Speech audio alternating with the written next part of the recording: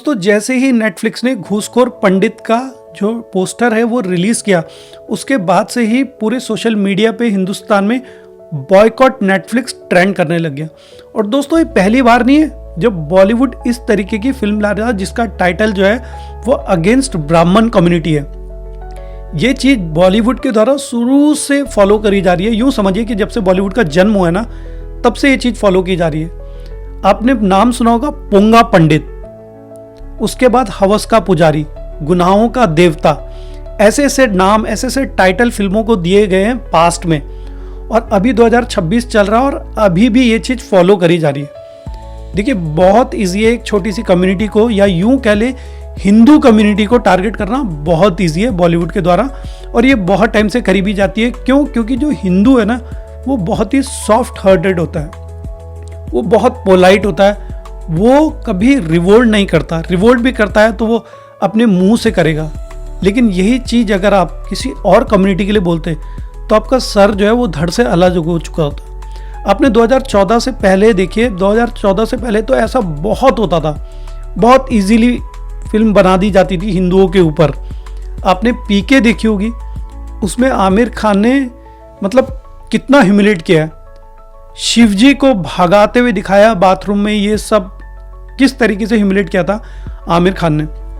वही आमिर खान जिनको बोलते हैं कि जी मिस्टर परफेक्शनिस्ट है, ये है वो है। लेकिन मिस्टर परफेक्शनिस्ट ऐसा नहीं हो सकता जो दूसरे के धर्म को या दूसरे के रिलीजन को नीचा दिखा के परफेक्शनिस्ट बने।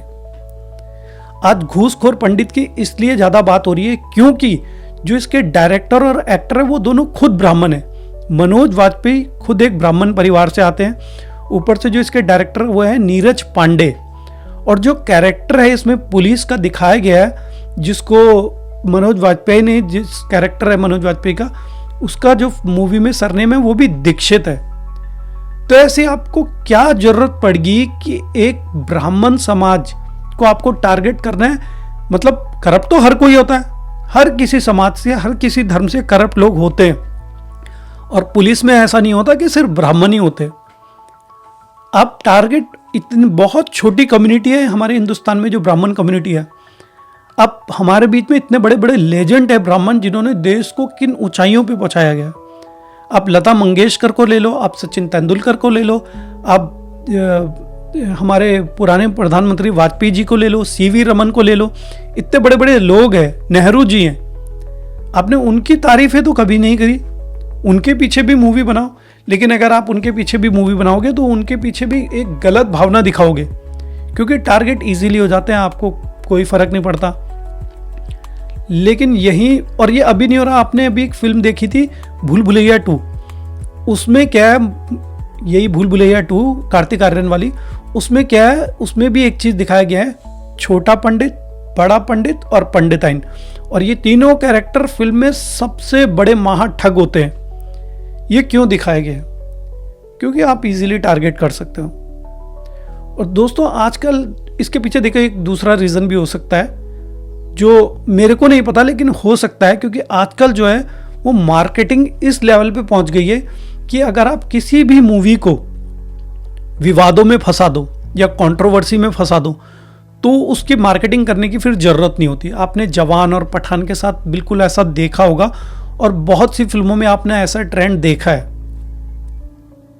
और आजकल ये चीज़ बहुत इजी होगी कि अगर आप किसी को विवाद में फंसा दो, किसी भी मूवी को विवादों में ला दो, तो उसकी मार्केटिंग करने की जरूरत नहीं होती है और वो अपने आप हिट हो जाती है। लोग उसको देखने आते हैं कि भाई ऐसा क्या है। आपने धुरंधर के साथ ऐसा देखा होगा। धुरंधर का जो है वो अपोजिशन किया था लेफ्ट ने, पूरी लेफ्ट विंग है उन्होंने करा था, और पूरे पाकिस्तान, और जब ये इधर उधर बैन हो गई तो लोगों के बीच में क्यूरियोसिटी ज़्यादा हो गई।